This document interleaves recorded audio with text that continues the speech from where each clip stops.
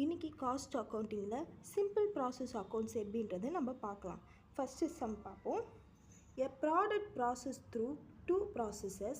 The following details relate to process A. You are required to ascertain the process cost to be transferred to process B. எப்படி process ஏலேருந்து process B transfer ஆகுது இந்த simple process அக்கௌண்ட்ஸ்லேருந்து நம்ம பார்க்க போகிறோம். இதில் கொடுத்துருக்கிறது direct materials 12,000, direct wages 8,000, direct expenses 5,000 and overheads 11,000. இதோட input வந்து 1000 யூனிட்ஸ்னு கொடுத்துருக்காங்க ஏற்கனவே, அண்ட் அவுட்புட்டும் வந்து 1000 யூனிட்ஸ் கொடுத்துருக்காங்க. ஸோ இதில் வந்து as there was no loss of units. இப்போ நம்ம சம்மு ஸ்டார்ட் பண்ணலாம். ஸோ இந்த ரெண்டு side particulars units rupees, particulars unit ருபீஸ்னு போட்டுக்கோங்க.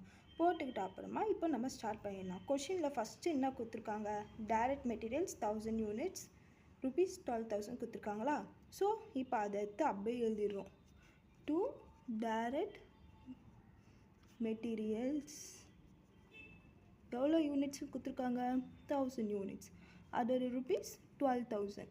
Next one is direct wages. To direct wages, direct வேஜஸ்ன்னு எவ்வளோ கொடுத்துருக்காங்க கொஷினில் 8,000. ஸோ அந்த 8,000 அப்படியே போட்டுக்கிறோம். Next one is direct expenses. Two direct expenses. Expenses எவ்வளோ 5,000. ஸோ அதுவும் நம்ம போட்டுக்கிறோம். Next one is two overheads. Overheads எவ்வளோ கொடுத்துருக்காங்க 11,000. இந்த 11,000 போட்டுட்டு அப்புறமா நெக்ஸ்ட்டு நம்ம என்ன பண்ணோன்னா overheads கீழே கொஷினில் பார்த்தீங்கன்னா இன்புட்ஸ் 1000 யூனிட்ஸ், அவுட்புட் 1000 யூனிட்ஸ் கொடுத்துருப்பாங்க. ஸோ அந்த இன்புட்டோட 1000 யூனிட்ஸ் தான் வந்து இந்த சைடு நம்ம போட்டிருக்கோம். ஸோ உங்களுக்கு லெஃப்ட் ஹேண்ட் சைடில் இருக்கிறது எல்லாமே இன்புட் சைட், உங்களுக்கு ரைட் ஹேண்ட் சைடில் இருக்கிறது தான் output side. So input 1000 units கொடுத்துருக்காங்க, அந்த 1000 யூனிட்ஸ் தான் வந்து நம்ம இங்கே போட்டிருக்கோம். இப்போ அவுட்புட்டோட 1000 யூனிட்ஸ் எப்படி போடுறது அப்படின்னு பார்க்கணும்.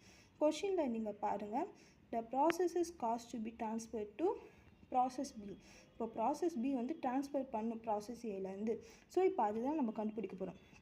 ஸோ அது கண்டுபிடிக்கிறதுக்கு பை ப்ராசஸ் பி போட்டுக்கணும். பை ப்ராசஸ் பி, ஏன்னா பி ஏலேருந்து பிக்கு தானே ட்ரான்ஸ்ஃபர் ஆகுது, ஆனால் ட்ரான்ஸ்ஃபர் போட்டுக்கிறோம் ப்ராக்கெட்டில். By process B transfer. இப்போது இது போட்டுட்டு அப்புறமா இதெல்லாம் வந்து டோட்டல் பண்ணணும். Like units 1000, so 12,000, 8,000, 5,000, 11,000. ஸோ இது எல்லாமே கால்குலேட் பண்ணாக்கா நமக்கு டோட்டலாக 36,000 வரும். ஆட் பண்ணிங்கன்னா 36,000 வரும். இப்போ எப்படி இந்த சைடு இருக்கிறதும் நம்ம கண்டுபிடிக்கிறது யூனிட்ஸும் காஸ்ட்டும் அப்படின்னு பார்த்தீங்கன்னா, இந்த சைடு உங்களுக்கு ஃபுல்லாக கண்டுபிடிச்சிட்டிங்க பார்த்தீங்களா இன்புட் சைடு, அதில் வந்து இந்த 36,000 இருக்குது பார்த்தீங்களா, அந்த 36,000 இங்கே போட்டுக்கணும். 36,000 டிவைடட் பை 1000 போட்டிங்கன்னா உங்களுக்கு ஆன்சர் வந்து 36ன்னு வரும். 36, அந்த 36ன்றது பெர் யூனிட், அந்த ப்ராசஸ் பி உடைய 36ன்றது பெர் யூனிட். இப்போது அந்த 36 கூட இப்போ என்ன பண்ணணும்னா 1000 மல்டிப்ளை பண்ணணும். உங்கள் கொஷினில் வந்து அவுட்புட் 10,000 யூனிட்ஸ்னு கொடுத்துருப்பாங்க பார்த்தீங்களா, அந்த 1000 யூனிட்ஸ் வந்து இங்கே போட்டுக்கணும். 1 times 100,000, 1000 யூனிட்ஸ் போட்டு 36 into 1000, 36,000. ஸோ இப்போ 36,000 போடணும்.